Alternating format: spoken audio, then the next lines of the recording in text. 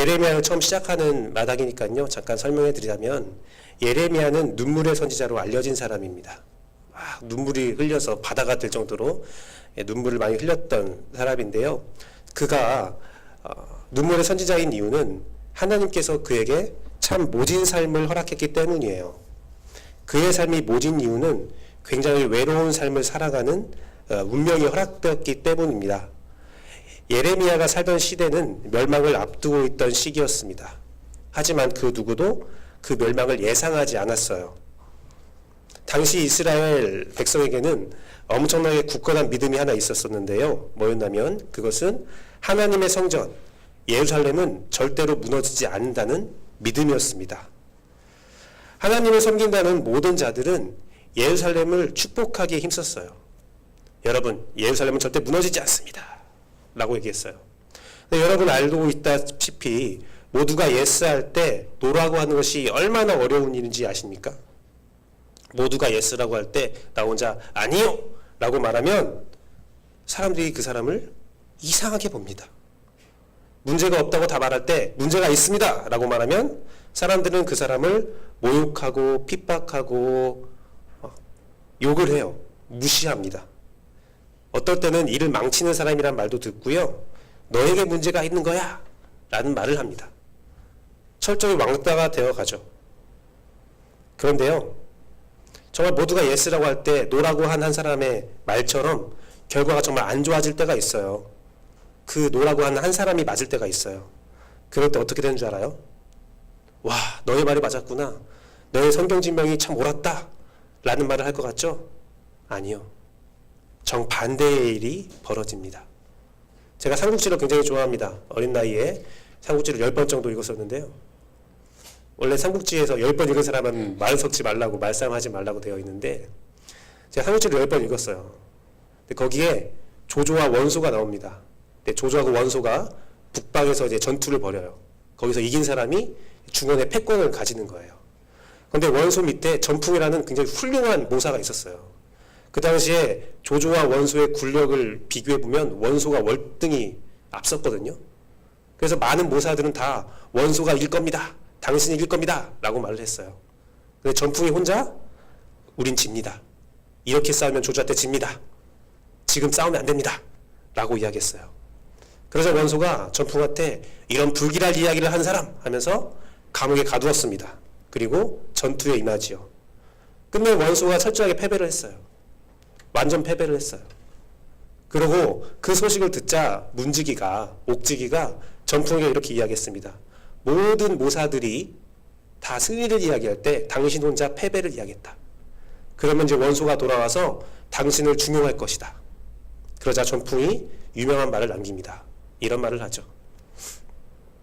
겉으로는 원소는 관대하나 속으로는 시기가 많아서 싸움에 이겼다면 몰라도 졌다면 나는 죽을 것입니다.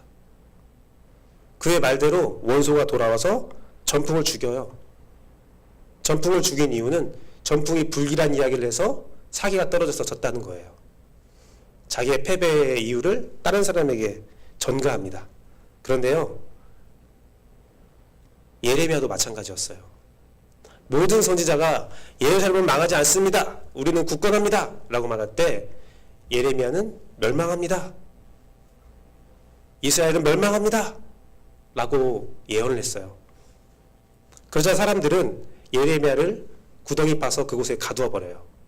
그리고 우리가 승리할 때 너를 처단하겠다 라고 선언을 합니다. 그런데 끝내 예루살렘은 멸망해버려요. 성전은 완전히 무너져 버려요. 그러자 사람들이 예레미야를 데리고 이집트로 피신을 갑니다. 그 이유는 예레미야를 죽이기 위해서였어요. 구전에 따르면 예레미야는 이집트에 끌려가서 돌에 맞아 죽습니다. 바른 일을 하였고 바른 말을 했지만 그 결과는 너무나 암담했죠. 그것은 예나 지금이나 동서양을 막론하고 바른 이야기를 하는 것이 외로운 일이고 고통스러운 일이라는 사실을 우리에게 알려줍니다. 하지만 하나님은 참 가혹하게도 이 일을 예레미야에게 시키고 있죠. 오늘 본문을 보십시오. 오늘 본문의 예레미야는 두 가지 환상을 봅니다. 첫 번째는 살구나무 가지라고 되어 있는데요. 살구나무 가지를 봤다고 되어 있어요. 두 번째는 끓는 가마가 북에서부터 기울어지는 환상을 봅니다. 하나님은 두 번째 환상을 해석해 주죠. 북에서부터 오는 재앙이 있어서 예루살렘이 완전히 멸망할 것이다 라고 말해요. 그리고 그 예루살렘이 멸망한 이유는 예루살렘의 우상 숭배와 제약으로 인한 결과라고 엄중한 경고를 합니다. 끝내 예루살렘이 어떤 경우에도 무너지지 않는다는 그 굳건한 믿음은 거짓 믿음으로 판명되고 그 일은 이루어진다는 거죠. 하나님은 예레미야에게 이를 전파하라고 합니다. 이를 말하는 것을 두려워하지 말라고 해요. 하나님이 지켜주시고 함께 해주신다고 약속을 하십니다. 그들이 예레미야를 공격하겠지만 하나님은 예레미야를 구원한다고 약속하신 거예요. 두 번째 환상은 이렇게 잘 해석되어 있는데 첫 번째 환상에 대해서는 우리가 잘 모르는 경우가 많습니다. 살구나무를 본 것이 어떤 의미일까? 여러분, 이스라엘에는요 살구나무가 없어요. 그러면 오늘 본문에서 번역된 그 살구나무는 살구나무가 아니라 다른 나무를 지칭하는 겁니다. 그래서 그 나무를 번역해 보니까 샤케드라는 단어인데요, 아몬드라고 해요. 아몬드. 그러니까 이스라엘에 살구나무는 없고요, 아몬드 나무가 있는 거예요. 그래서 아몬드 나무가 열린 아몬드 나무의 가지를 보게 된 것입니다. 이 샤케드라는 뜻은요 어떤 의미가 있냐면요, 흔들어서 깨우다라는 의미가 있대요. 왜 그러냐면 이스라엘의 겨울이 우기가 지나면 건기가 시작되는데요, 그때 겨울이 지나서 처음 봄에 피는 꽃이 아몬드라고 합니다. 그래서 흔들어 깨우는, 봄을 시작하는, 또한 건기를 시작하는 그런 의미가 있대요. 또한 여러분 아론의 지팡이 있잖아요. 아론의 지팡이에 꽃이 펴요. 그런데 그 꽃이 뭐냐면 살구나무 꽃으로 기록되어 있습니다. 이것은 뭘 의미하냐면 아몬드 나무 열매가 핀 거예요. 아론의 지팡이에. 바로 제사장을 수행하는 아론의 지팡이에 생명력이 있음을 의미하는 뜻입니다. 또한 성소에 여러분 그 초가 있어요. 향초가 있어서 항상 밝혀야 하는 향초가 있는데요, 그 메노라라는 향초의 장식품이 바로 아몬드 꽃입니다. 여러분 여기 보시면 돌줄 부분이 하나씩 돌기되어 있는데 그것이 바로 아몬드 나무입니다. 촛대는요 기도를 상징하죠.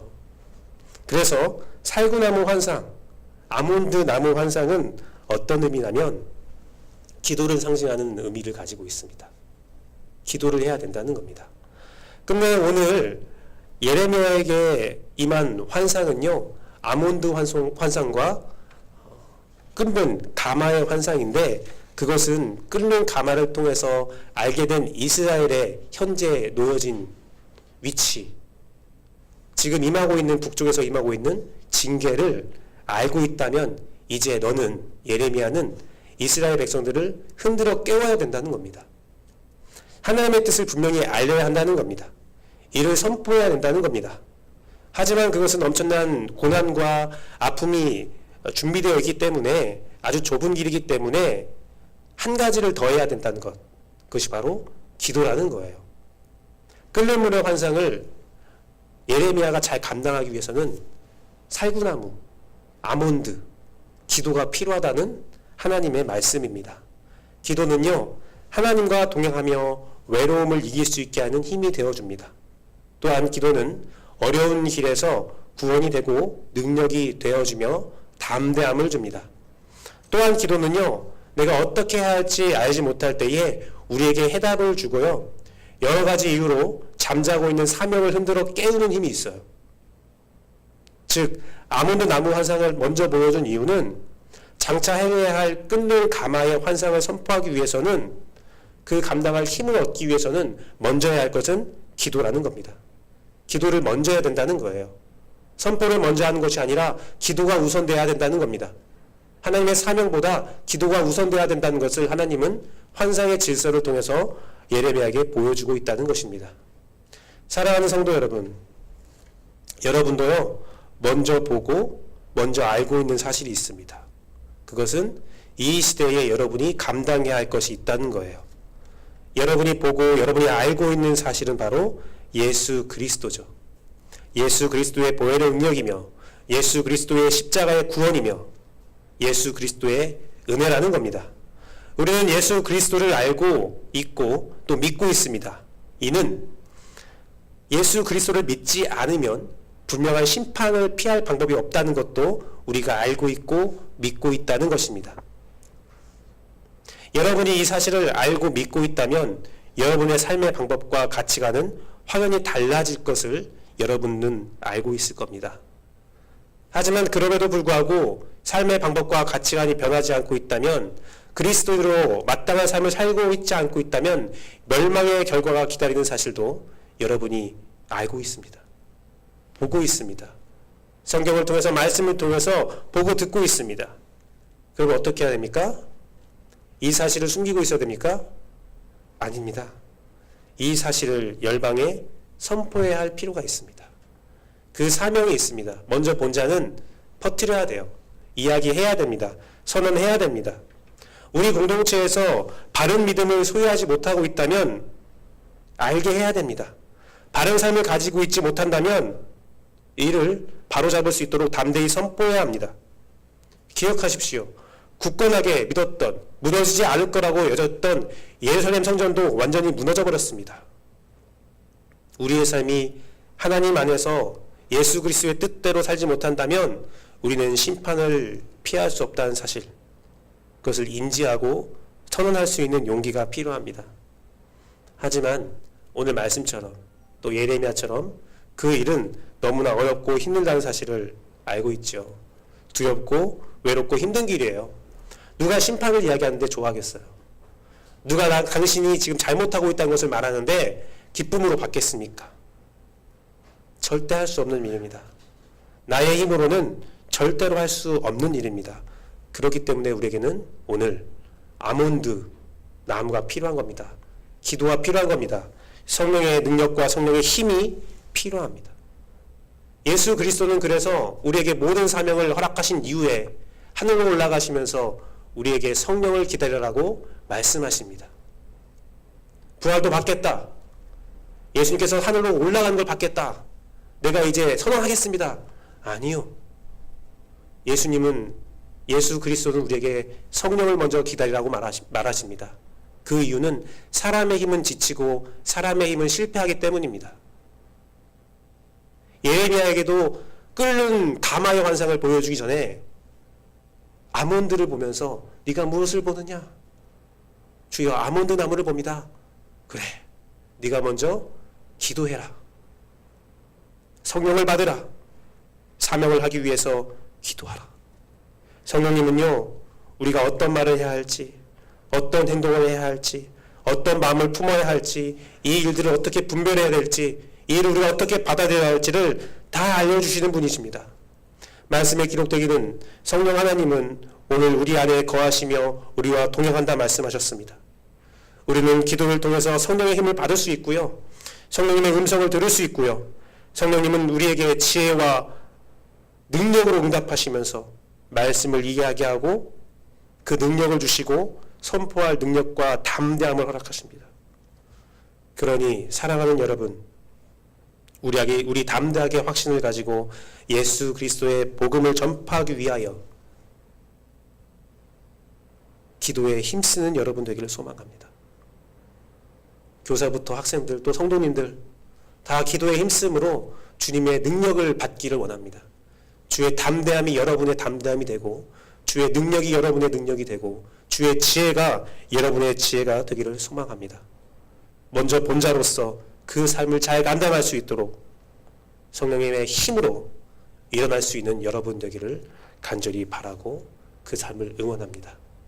함께 기도하겠습니다. 이 시간 기도하실 때요, 이 시간 기도하실 때 오직 주님이 우리의 능력되고 우리의 은총되기를 간절히 바랬으면 좋겠습니다. 그래서 우리가 성령님의 힘으로 우리가 먼저 본 예수 그리스도를 잘 전할 수 있는 그런 능력을 받기를, 그런 은혜를 받기를 함께 기도합시다. 기도하겠습니다.